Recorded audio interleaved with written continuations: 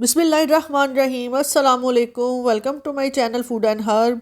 उम्मीद करती हूँ कि अल्लाह पाक के फजल करम से आप सब खैरियत से होंगे। दुआ है कि अल्लाह पाक हम सब पे अपना ख़ास फजल करम बनाए रखे। आमीन सुमा आमीन। आज मैं बेहद लजीज और सेहत बख्श रेसिपी सूजी और दूध से बना मखंडी का हलवा रेसिपी शेयर करने जा रही हूँ। तो आइए अपनी रेसिपी शुरू करते हैं। मैंने 1 कप सूजी ली है बारीक वाली, इसको बाउल में शामिल कर दूंगी। सूजी मैंने बारीक वाली ली है, अगर आपको मोटी मिले तो उसको ग्राइंड करके बारीक कर लें। मेरा मेजरिंग कप है ये, और उसी हिसाब से मैं इसमें दूध डाल रही हूँ और उसको कुछ देर के लिए रख देना है। चाहे तो ओवरनाइट रख दें, मैं इसको ओवरनाइट रखूँगी। 2 कप दूध मैंने इसमें शामिल कर दिया है और अब इसको अच्छी तरह से मिक्स करूँगी स्पैचुला की मदद से, ताकि तमाम जो सूजी है और दूध है आपस में अच्छी तरह से मिक्स हो जाएं। जब ये मिक्स हो जाएंगे तो मैं इसको ओवरनाइट के लिए रख दूँगी।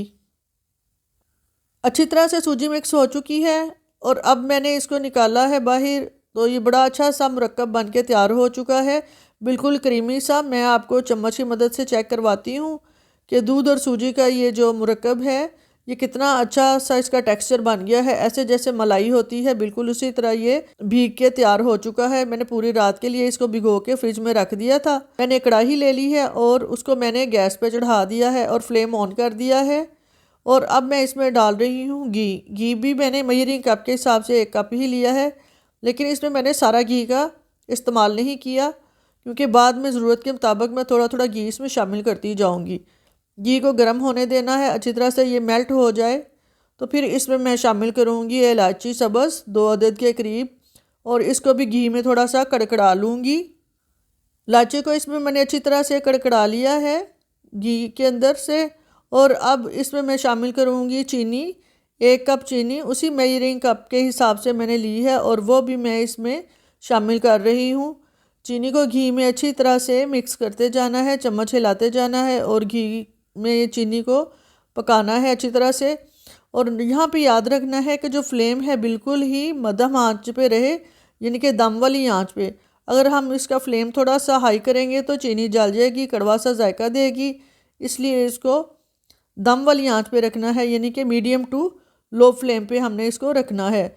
और मुसलसल चम्मच चलाते जाना है ताकि ये अपना कलर थोड़ा सा चेंज कर ले और थोड़ा सा ये इसमें मेल्ट हो जाए। इसका कैरेमल नहीं बनाना, जितना कलर आपने हलवे को देना है उतना ही ज़्यादा जो चीनी है इसको पकाना पड़ेगा। यहाँ पे मैं पानी शामिल कर रही हूँ 1 छोटे कप के करीब। चीनी अब सख्त हो गई है, पानी के शामिल होते ही चीनी जो है वो बिल्कुल सख्त हो चुकी है, लेकिन जूं जूं वो गर्म होती जाएगी तो वो मेल्ट हो जाएगी, दोबारा से पानी में शामिल हो जाएगी।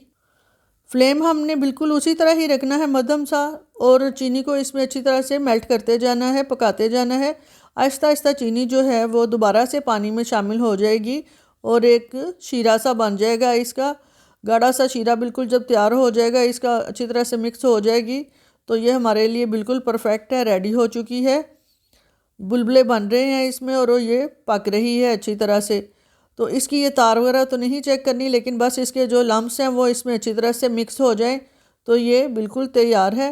यहाँ पे बहुत अच्छा सा इसका टेक्सचर बन गया है चीनी का और घी का। तो यहाँ पे मैं शामिल करूँगी सूजी और दूध का जो मुरक्कब है वो इसमें मैं शामिल कर दूँगी। चम्मच की मदद से सारा इसमें मैं शामिल करूँगी और अब इसमें मुसलसल हमने चम्मच चलाते रहना है ताकि ये हलवा अच्छी तरह से पक जाए। अभी तो इसमें ये दूध का जो नज़र आ रहा है, इसमें पानी सा दूध भी नज़र आ रहा है। इसको आहिस्ता आहिस्ता पकाना है, बिल्कुल तेज़ आंच नहीं करनी। बिल्कुल एक ही टेक्सचर पे हमने इसका जो फ्लेम है एक ही रखना है, हमने मीडियम टू लो, तो उस पर हमने पकाते जाना है। इसमें गोल गोल चम्मच नहीं घुमाना, जिस तरह ये मैं बता रही हूँ आपको, इस तरह इसमें चम्मच हमने हिलाना है ताकि इसके लम्प्स ना बने और आपस में ये अच्छी तरह से ये मेल्ट होता जाए और मिक्स हो जाए। अगर गोल गोल घुमाएंगे तो उसके लम्प्स बनने शुरू हो जाएंगे। तो हमने चम्मच का रुख बिल्कुल इसी तरह रखना है, आगे की तरफ और पीछे की तरफ हमने इसको प्रेस करते जाना है। यहाँ पे चम्मच चलाते हुए आप देख रहे हैं कि जो दूध है वो इसमें थोड़ा सा खुश्क होना शुरू हो गया है और एक गाढ़ा सा मुरक्कब जो है हलवे का वो तैयार हो चुका है। यहाँ पे एक स्पेशली बात ये नोट करने वाली है कि ये हलवा जो है बहुत ज़्यादा मेहनत मांगता है, यानी कि इसमें मेहनत दरकार होती है। اس میں آپ کچھ دیر کے لیے بھی فری نہیں ہو سکتے، مسلسل اس میں چمچ چلانا پڑتا ہے۔ اگر آپ تھوڑی دیر کے لیے بھی چمچ چھوڑ دیں گے تو حلوہ نیچے لگنا شروع ہو جائے گا اور جل جائے گا، جس کی وجہ سے سارا حلوہ جو ہے، ساری محنت ہی بیکار ہو جائے گی۔ تقریباً 30 سے 35 منٹ جو ہیں وہ حلوے کو بھوننے پہ لگتے ہیں۔ یہاں پہ جدھر جدھر بھی ضرورت جب جب پڑے گی میں ایک ایک چمچ کر کے اس میں گھی شامل کرتی جاؤں گی۔ حلوہ یہاں پہ گاڑھا سا ہو گیا ہے اور اب اس کو ہلانے میں بھی بڑی مشکل پیش آ رہی ہے، کیونکہ تھوڑا سا سخت ہو گیا ہے اور اس میں جو چمچ چلانا ہے وہ بھی ذرا مشکل سا لگ رہا ہے، لیکن پھر بھی ہم نے مسلسل اس میں آرام آرام سے چمچ چلاتے جانا ہے۔ آہستہ آہستہ سے یہ ٹھوس سی شکل اختیار کر جائے گا۔ دانے دار سے حلوہ بننا تقریباً شروع ہو چکا ہے، حلوہ تقریباً تیار ہو چکا ہے۔ اب ہم 1-2 منٹ تک مزید چمچ چلائیں گے اور پھر اس کو ڈش آؤٹ کر لیں گے۔ یہ شادیوں پہ بھی خاص طور سے بنایا جاتا ہے اور مزیدار سا مکھنڈی حلوہ ویسے تو ہر موسم میں ہی کھایا جاتا ہے، لیکن یہ موسم سرما کی ایک خاص سی سوغات ہے۔ اب ہم اس کو ڈش میں نکالتے ہیں۔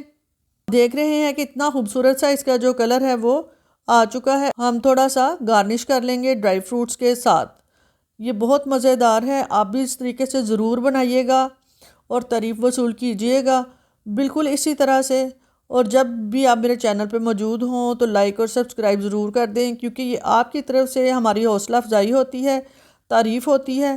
تو اسی طرح اور اچھی مزیدار سی منفرد سی ویڈیو دیکھنے کے لیے میں پھر حاضر ہو جاؤں گی۔ اللہ حافظ۔